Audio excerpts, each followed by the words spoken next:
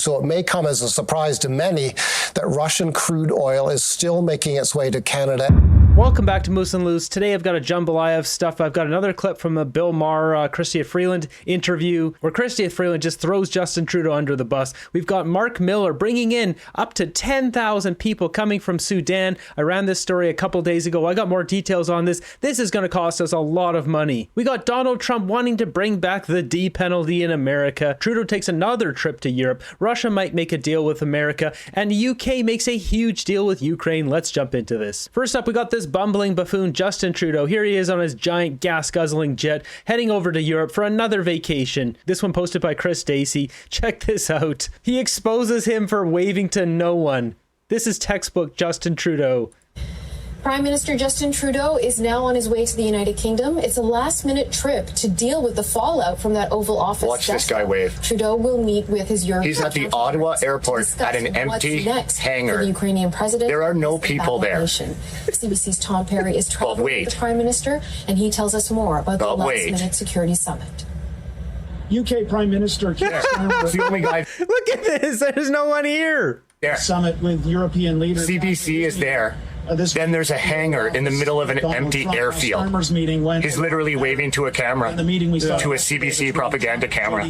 Good stuff. This is just embarrassing. Textbook Trudeau. Sell the CBC, good riddance. He's waving goodbye to Canadians. He's gone in 8 days. Hopefully he doesn't come back. And here we are. Justin Trudeau's plane has now landed in Europe to embarrass himself once again. As Melissa's posted here, Trudeau got a last-minute invitation to the Ukraine Security Conference, likely to hand over more of our money. Prime Minister Justin Trudeau touched down in Britain a short while ago. He will attend tomorrow's Ukraine Security Conference. Trudeau received a last-minute invitation to what was originally a meeting for European leaders only. Look at this huge jet. Like, what a waste of money. How many people are even on this jet? So UK signed a huge deal. So this one posted by Brian Allen. UK signs 100-year military and financial pact with Ukraine, £3 billion annually until 2031. Keir Starmer just locked Britain into century-long commitment to Ukraine, pledging to back them for as long as needed. The deal, $3 billion a year until 2031, and military bases along the Sea of Azov, which I last checked is under Russian control. Meanwhile, the US Navy just got hit with a fuel embargo. American warships, including a nuclear sub, are now being refused refueling in Norway after major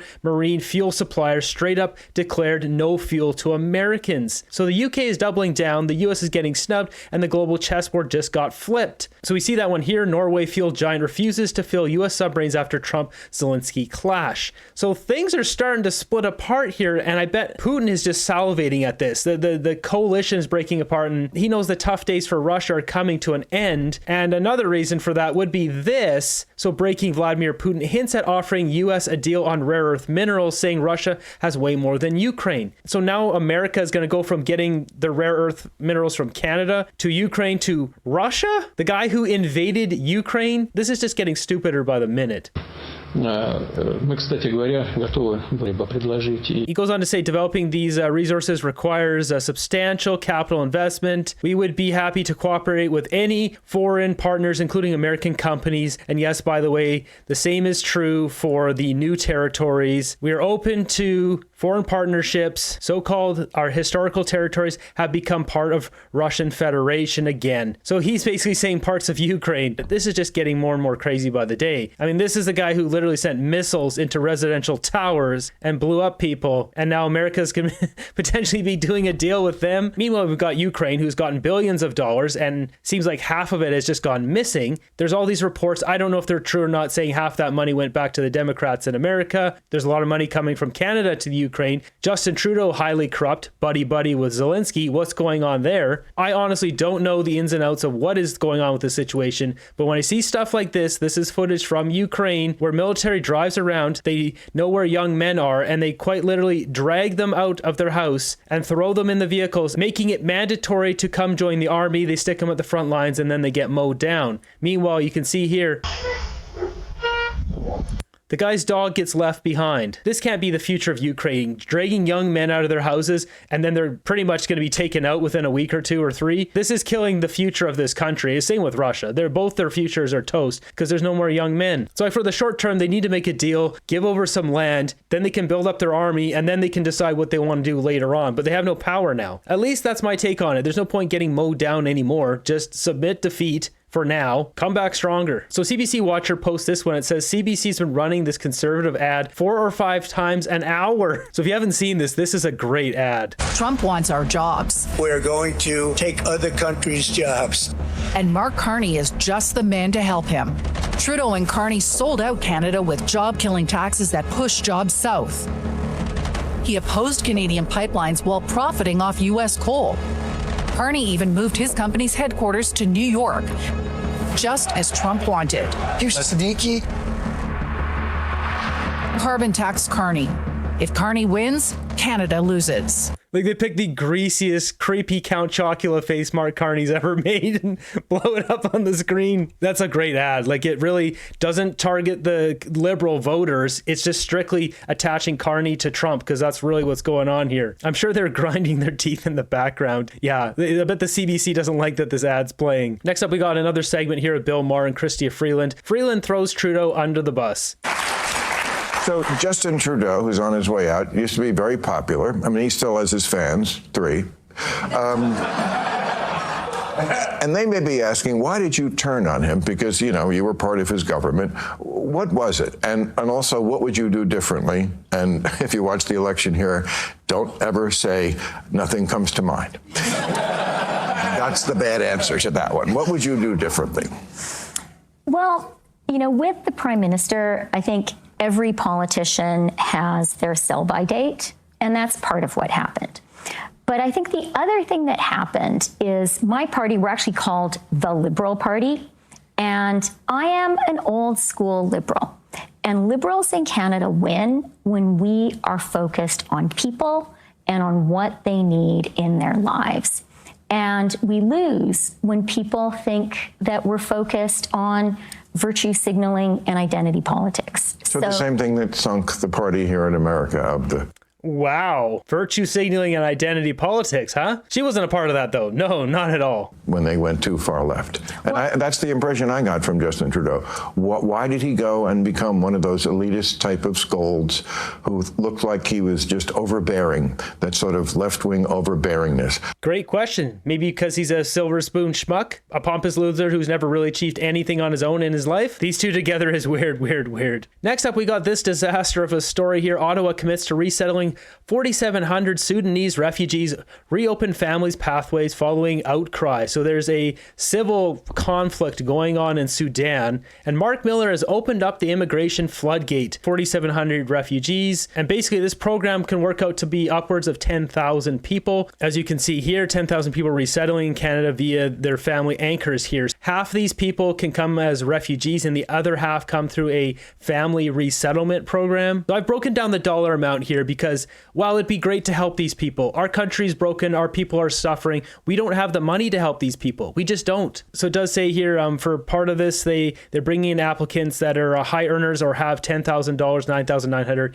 in cash, and are able to pay the $600 per adult fee and $175 per child fee. These people can still come in and get welfare, though, and they'll get about $15,000 a year each. That accounts for about 5,000 people, but the other 4,700, 700 of them are being brought in with financial support from companies, which means Canadians are on the hook for 4,000 people. And we've seen those numbers before, which I've got here. 4,000 people would qualify under the RAP program here, Refugee Assistance Program, a monthly allowance of $1,900 to supplement their income. Clients are also entitled to monthly earning of $949 under the Employment Incentive Program, etc. If they have children, they get another $1,800 a month. There's also a monthly allowance for $500 for the RAP housing top-up allowance, and another $8,326 for basic household needs, furniture and clothing, etc. So if we add this together with the around roughly $15,000 for welfare program, depending on what what province it goes up or down.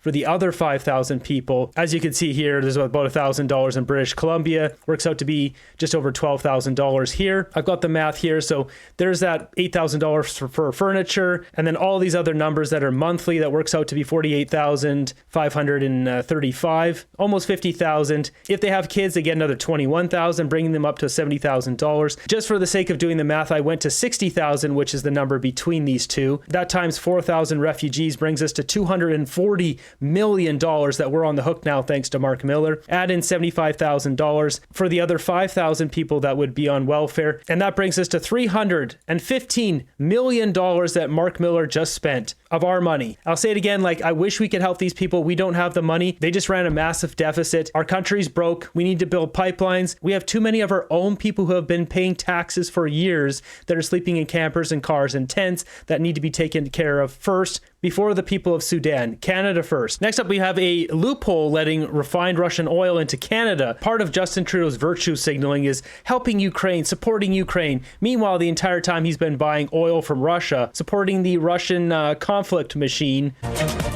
Welcome back. The global community has moved to put sanctions on Russian oil since Russia invaded Ukraine in February of 2022. So it may come as a surprise to many that Russian crude oil is still making its way to Canada and to the United States. To tell us why this is happening, we're joined by Isaac Levy, team lead at the Center for Research on Energy and Clean Air.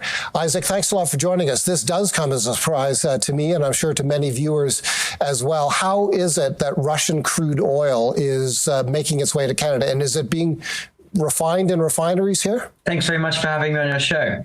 As you probably know, Canada was the first country globally to implement sanctions directly on Russian oil. So this prohibited the import of crude oil and refined oil such as diesel and jet fuel. However, once these sanctions were implemented on direct importation of Russian oil, the refining loophole remains, which is a legal mechanism by which Russian crude oil can turn up in countries such as India and Turkey, be refined into products like we mentioned, diesel, jet fuel, and then legally be sold to Canada. And we've seen a rise of Canada's imports of oil products from those refineries in India and Turkey that run partially on Russian crude of 2.5 times in the most recent year of 2024 compared to pre-invasion levels of 2021.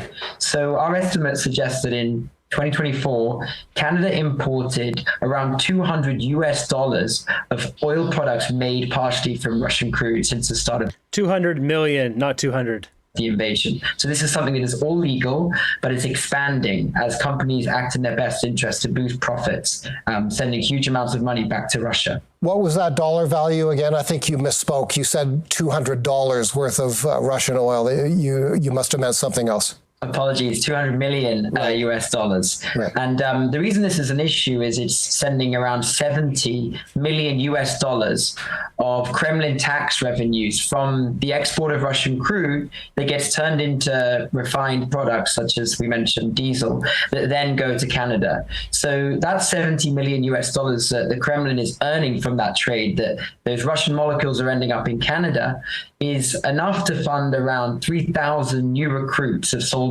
fighting in Ukraine. There you go. Justin Trudeau's been supporting this conflict on the wrong side the entire time. I guess he did say it in that Polish speech one time, Russia must win this war. The fact that we're buying oil from Russia or through Turkey or whatever is just stupid. This is why we need a pipeline that goes across Canada. Open up our trade barriers so we don't have nonsense like this importing oil from the other side of the world. On this episode of Far Off Ripoff, we got this one here, $20,000. This is a small one, but take a look at this. We've got contribution to the Advanced Diverse Family Network. This project supports direct social, economic, and technical assistance to local populations with the overall goal of reducing poverty in Guangdong, China. Why are we giving $20,000 to the Chinese dictatorship? Justin, is that you? Seriously, Chinese dictatorship. Why are we sending any money there? This is so stupid. Or we got this one, $41,844 spent on educating girls of rural China. That's literally all it says. Like, come on. They didn't send this money over there. Someone just probably put this in their bank account. What a waste of money. Next up, we got Anita Nand at Marc Carney's event here. She's decided she wasn't running anymore, but she was convinced to come back to the Liberal team. And I've heard from thousands of people across the country who've asked me to reconsider. reconsider. Oh, please. There isn't 10 people that ask you to reconsider. And Marc, thank you for your encouragement as well. And I'm here tonight to say that I will be the candidate for Oakville East. These people are so delusional.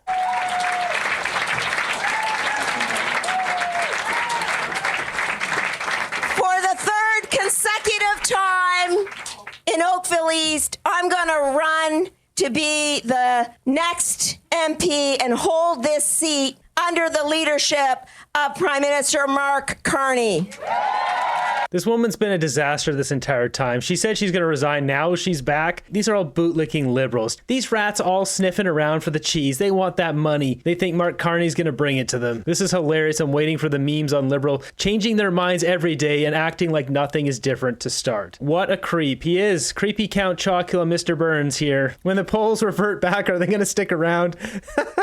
That's what I'm waiting for. And with that said, Donald Trump saying it's America first as he wants to bring back the D penalty to street candy dealers. He wants to eliminate these people, remove them off the face of the earth. If you notice that every country that has a death penalty has no drug problem, they execute drug dealers. And when you think about it, it's very humane because every drug dealer on average, they say, kills at least 500 people, not to mention the damage they do to so many others, but they kill large numbers of people.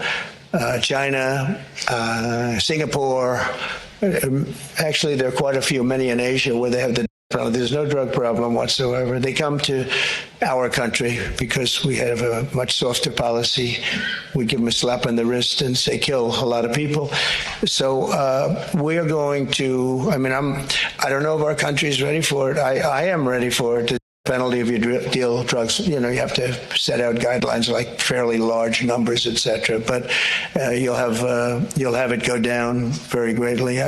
Wow. There are some states that still have that, like Texas, I believe, but not across America. Trump is right. We need to get tougher on crime and consider all options. This approach has worked in other countries. Let's at least have the discussion. It's time to think outside the box and stop enabling the street candy dealers. I don't think there should be the D penalty for these guys. I think they should be put in jail. They should be put to work doing the worst jobs that are the most expensive jobs for us to pay for, like septic tank cleaner or digging ditches, stuff that would cost us a lot of money, and put these people to work for 40, 50 years, get them to pay back their debt to society. Putting them in a chair and throwing a switch and eliminating them like that doesn't give value back to the society. These people owe society. That's what I think all inmates should be doing, is working hard jobs just like the rest of Canadians. Well, there we have it. Quite the stir-up going around Ukraine, Russia, UK, and America. Diplomatic ties breaking, mending in other places is all very bizarre. And with this, we got Justin Trudeau, who's going to be out the door here in just a week. I'm suspecting Mark Carney's going to be taking a bit of a tumble in the polls coming up.